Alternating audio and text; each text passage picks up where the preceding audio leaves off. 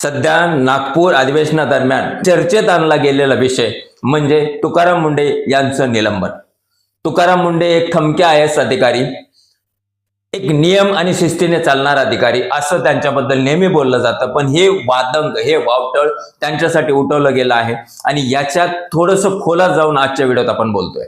मित्रांनो, ज्यावेळेस हे प्रकरण आहे त्यावेळेस कोरोना काळ होता आणि त्या कोरोना काळामध्ये स्मार्ट सिटीचे जे सोनवणे होते यांची एकतर बदली झाली किंवा ते रिटायर झाले आणि त्याच्यानंतर त्या ठिकाणी एक अधिकारी पाहिजे होता, म्हणून त्या काळचे विभागाचे प्रमुख प्रवीणसिंह परदेशी यांनी मात्र तुकाराम मुंढे साहेबांना फोनवरून त्या विभागाचा पदभार घेण्याच्या सूचना दिल्या आणि त्यानुसार तुकाराम मुंढे यांनी त्या विभागाचा पदभार घेतला।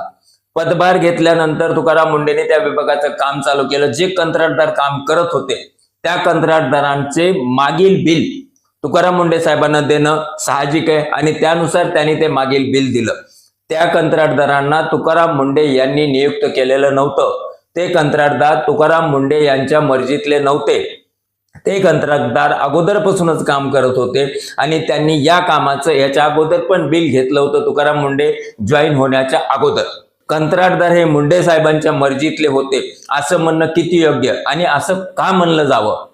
त्याच्यानंतर दुसरी गोष्ट, महिलांचा अवमान केला, त्याच्याबद्दल केंद्रीय महिला आयोगाने त्याच्याबद्दल जे काही लिहायचं उत्तर द्यायचं ते दिलं आणि त्या महिलांना दंड ठोठावला।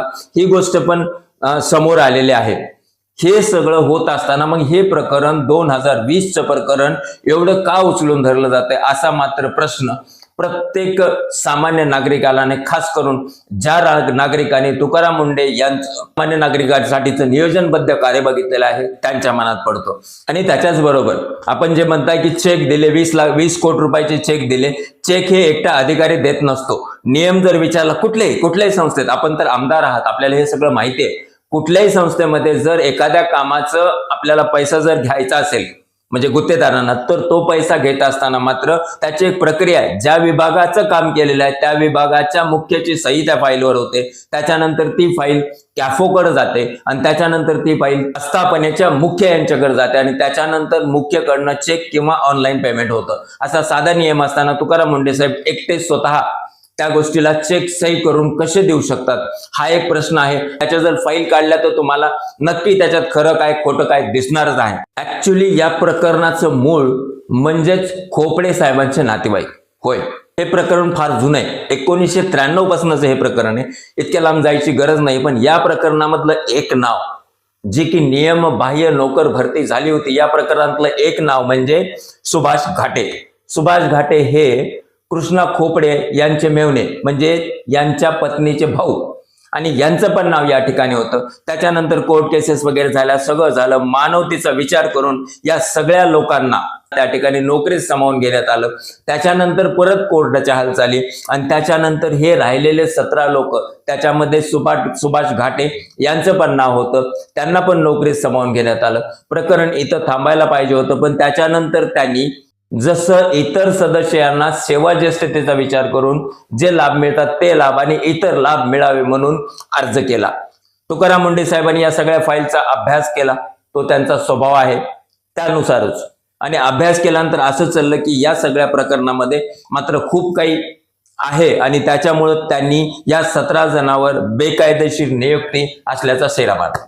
आणि तो तुकाराम मुंढे यांचा स्वभाव आहे, राजकीय कुठल्याही दबावाला ते बळी पडत नाहीत, राजकीय दबावाला झुगारून ते स्वतःचं नियमाप्रमाणेच काम करत राहतात।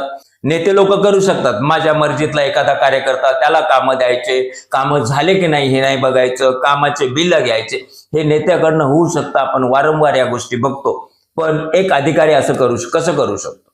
याच्याच बरोबर मात्र या सगळ्या प्रकरणामध्ये काही गोष्टी पुढे येतात। एक गोष्ट ती आहे की राजकारणी हे IAS IPS अधिकाऱ्यांना हा संदेश देऊ इच्छितात का की आम्ही सांगतो तसं चालायचं, आमच्या विरोधात जायचं नाही, नियमानुसार काम करायचं नाही, आम्ही जर म्हणलो याच्याकडे कानाडोळा करा तर कानाडोळा करायचा आणि असं जर नाही केलं तर नेमकं हेच होईल तुमच्या बरोबर, असा संदेश राजकीय नेत्यांना द्यायचा आहे का? आणि हे जर द्यायचं असेल तर मग ते प्रामाणिक अधिकारी IAS IPS जे की महाराष्ट्रात बोटावर मोजण्यासारखे असतील आणि नंबर 1 ला तुकाराम मुंढे आहेत, या प्रामाणिक अधिकाऱ्यांनी प्रामाणिकपणे काम करायचंच नाही का? हा सगळ्यात मोठा प्रश्न मात्र या प्रकरणातून पुढे येतोय। आपण जर सुभाष घाटे यांची एक 4 दिवसापूर्वी पोस्ट केलेली फेसबुक पोस्ट जर पाहिली तर त्यांनी त्या फेसबुक पोस्टचं कॅप्शन देताना लिहिले की 12 कर्मचाऱ्यांना नियमांच्या बाहेर जाऊन बरखास्त करणारा हाच तो तुकाराम मुंडे. आपण पाहताय नेमका तो राग याच्यातून पण आपल्याला दिसतोय. सगळ्या ठिकाणी आयुक्तांनी चौकशी केलेली आहे, त्याच्यामध्ये त्यांना क्लीन चिट मिळालेली आहे. महिला म्हणजे केंद्रीय महिला आयोगाने क्लीन चिट दिलेली आहे आणि या सगळ्या बाकीच्या गोष्टी झालेल्या आहेत. पण 5 वर्षानंतर हे प्रकरण उकलून काढलं जातंय. असं पण बोललं जातंय लोकांमधून की हे जे सध्या बोगस दिव्यांग प्रकरण तुकाराम मुंडे साहेब असं लावून धरलंय त्याने आणि या बोगस दिव्यांगांना जानेवारीच्या शेवटपर्यंत नक्कीच ह्यांच्यावर कलम नंबर 91 नुसार कारवाई होणार आहेत.